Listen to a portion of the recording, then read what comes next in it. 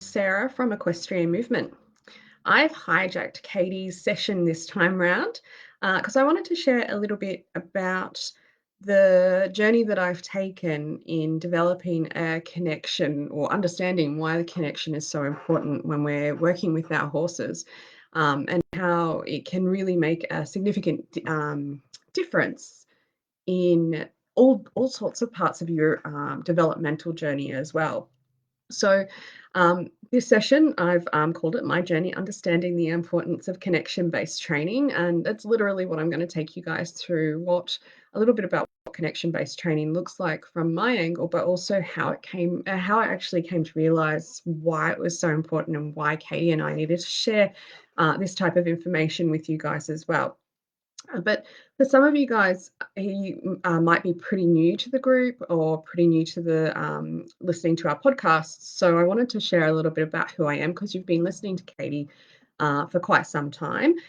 So from my own experience, as much as I've loved horses growing up, I never really had a chance to do anything more than occasionally dabble in it until about 6 years ago, where I was lucky enough to have a friend offer a semi-lease arrangement with one of her horses. And of course, that absolutely 100% started a weird, wacky obsession, which I'm sure you guys are totally familiar about because if you're in this group, if you're listening to the podcasts, you're following us in any way, shape, or form, you probably have an obsession for horses, or at least your own horse, in some form or another. So essentially 6 years ago, I was the greenest of greens. I know a lot about medical management based on my vet tech history, but the day-to-day management, the handling, riding, no, total green.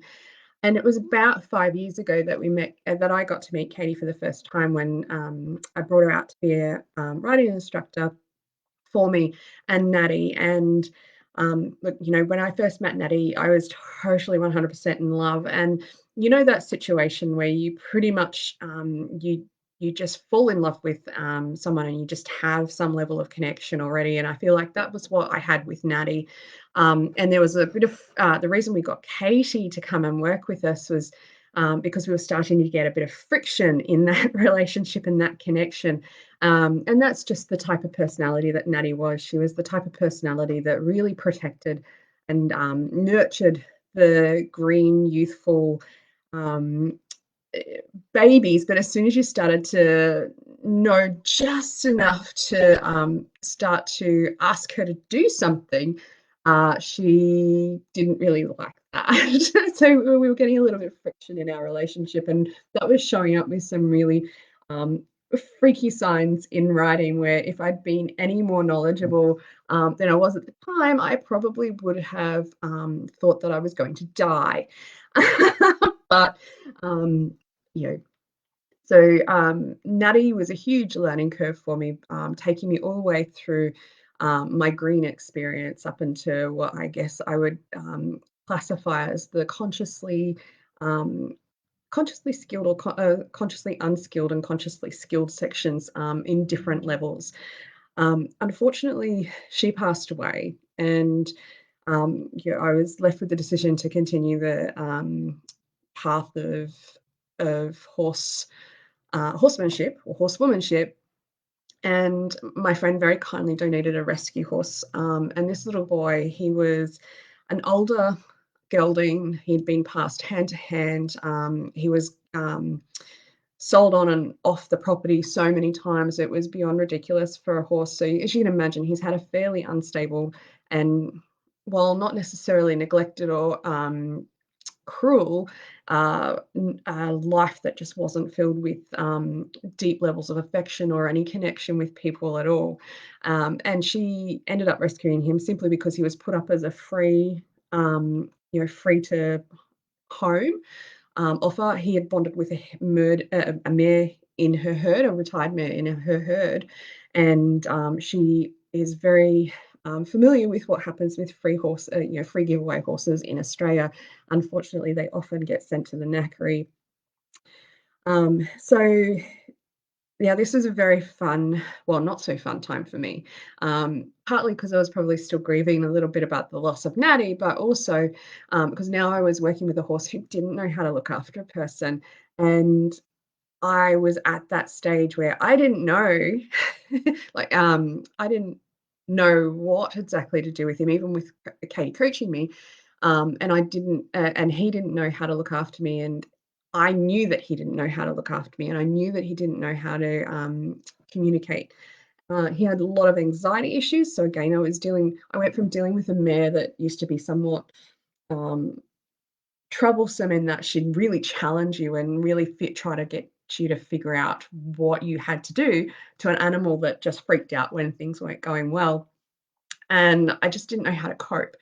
And from that perspective, I was probably working with him for about 2 or 3 months. And I remember there was just one day I was in the saddle. Katie was coaching and I just burst into tears, and she literally said to me, "You're going to have to decide if this is what you want to do. Um, you've got two choices. You either keep going at it or you give up." Obviously, I didn't give up. uh, but I guess the reason that I really felt like I wanted to give up, I was so close to doing it. I really wasn't sure whether this was the right choice for me in any way, shape, or form. I certainly wasn't feeling like, Custard, the gelding, you know, was the horse for me. And I didn't have any real other avenues to look into at that particular time. So I did decide to persevere. Um, and it's taken me a long time to realize the missing element that we did have is connection. Custard had no idea how to interact or connect or have confidence in a person because he's never had the opportunity to. And I had no idea how to use the skills that I'd learnt with Custard because I'd learnt them for a totally different personality of horse who, using the type of skills that Natty taught me wasn't going to work with Custard. And it was by building that connection and starting to understand each other at a deeper level and giving him a chance to understand that I will listen to him, and giving him the opportunity to tell me that he's a little bit worried. All of this built up to these absolute this like this point where we finally did build that connection. Of course, I'm a bit slow on the uptake. It took me another 3 months, a very good sneeze that created a nerve spasm that put me on crutches for 3 weeks and stopped me from going down to the paddock, before I realized how much I absolutely adored this horse, but also how much he actually really adored working with me. And that's kind of the light bulb moment that I had, where it was like, well, all of this stuff that Katie had been teaching around connection and getting him to open up and express his opinion and show his personality, and to manage his anxiety and spookiness as opposed to the dominance and pushiness, or Natty was never actually aggressive, but she had that sort of quality to her. If it had escalated, she possibly could. She just never was that type of mean horse. So understanding that gave me some really amazing skills to use on different types of horses. But that was my aha moment when I first got back to the paddock. Custer gave me an absolute nicker because I'm the cat. I was the cookie lady. He was like, "Oh, my favorite cookie lady's here."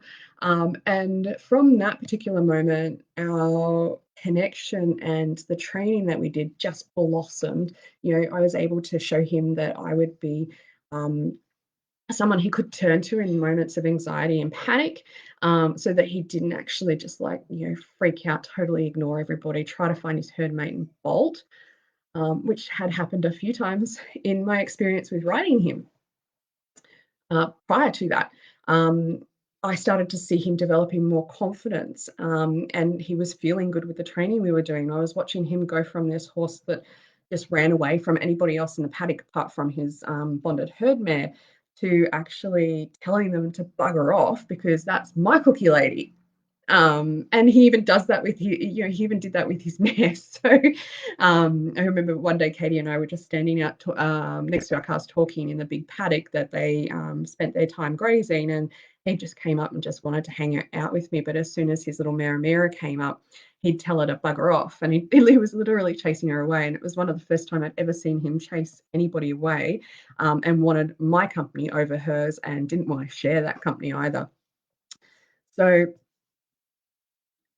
to get to that point, I had to become a person that he could have confidence in. I had to be a person that could show him that confidence could be built inside himself, and that he was worth all of the attention and the affection, and that being around people was really, really nice, and that learning was fun, and that movement felt good. And from his perspective, he became a horse that's personality just absolutely shined. Went from being essentially what would be considered a lump in a paddock that had almost zero engagement in humans except for at feed time, to a horse that was waiting at the fence for breakfast, or whenever I came down to the paddock, he was there, and he was like, "Hey, yeah, cool, let's work." He'd walk up to you in the paddock, he'd put his halter on. He would enjoy the grooming sessions. He loved the training sessions that we did, and we kept varying it up to his perspective, because being an older gelding, which we didn't actually know the age of at the time, and we still don't truly know the age of, we were making sure that we would move in at paces that would accommodate for his own body and development. So, this was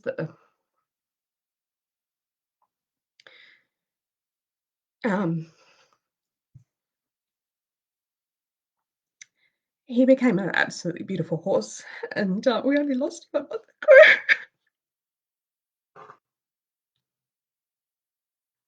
ago. I'm sorry. Yeah, but that's the type of thing that connection. That's the type of thing that connection-based training can actually do, and the type of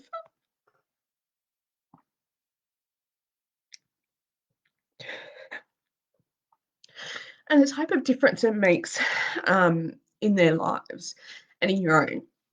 The downfall of connection-based training, and it's not just why we do connection-based training. The downfall of connection-based training is you definitely fall in love. Um, but you do it for both of each other. So, I guess the thing is that I wanted to share with you guys is that connection-based training, it's not just this new fancy tool where people are starting to explore.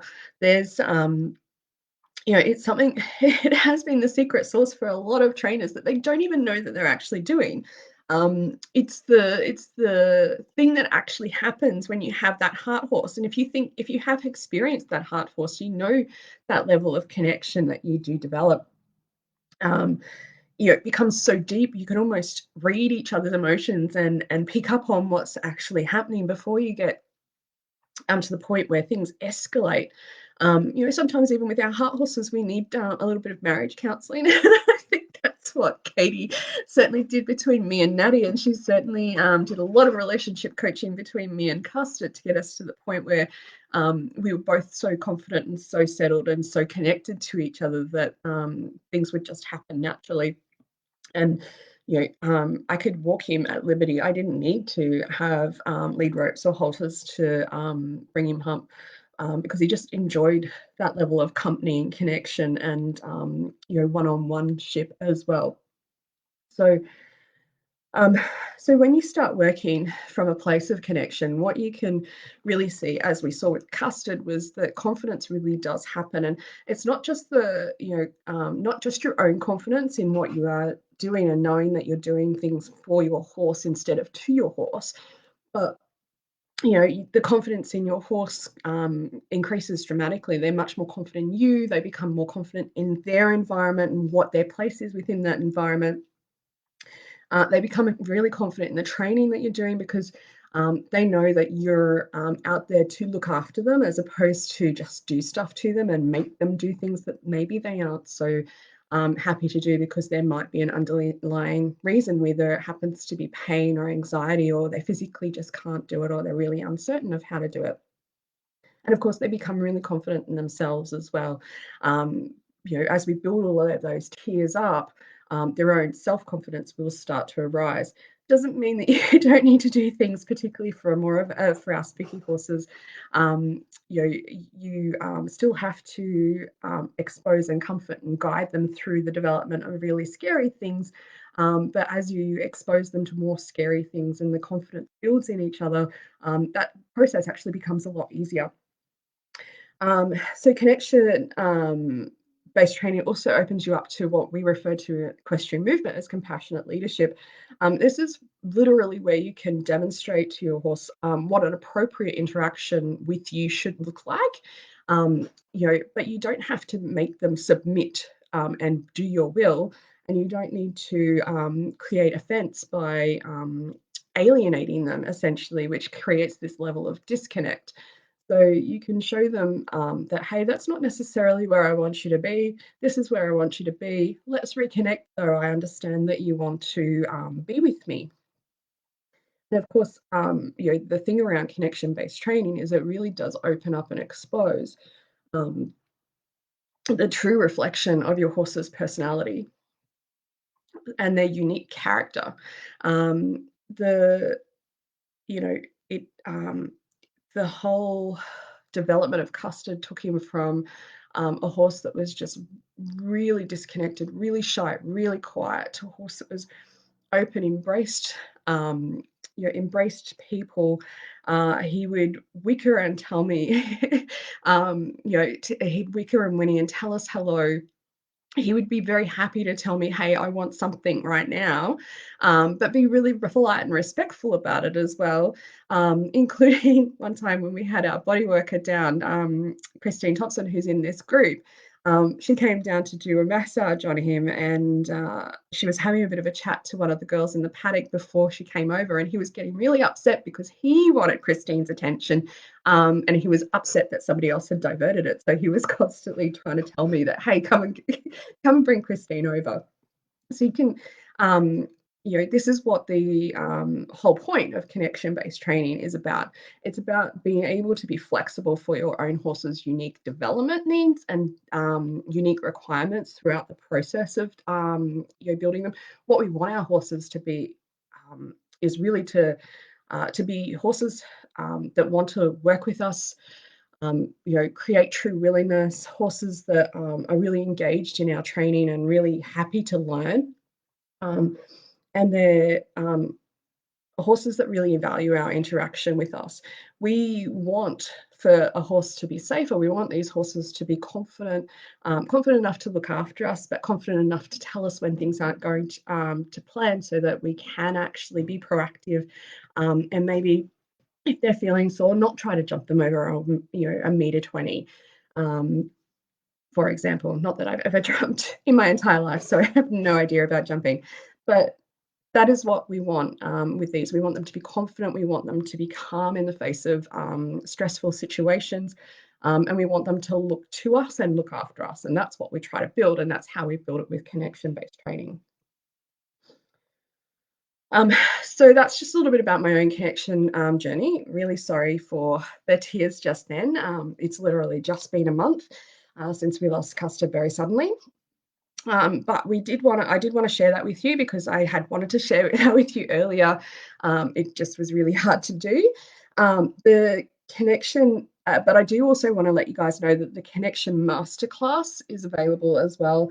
So it's the masterclass itself has been put together to show what compassionate leadership and confidence building looks like, and how it works with different personality styles, whether you've got the submissive horse, the spooky horse, the aggressive horse, the ignorant horse, how using that connection-based training, being a compassionate leader, looking at the horse as a whole, what we call holistic horse training, um, both their emotional, mental, and physical capabilities and requirements.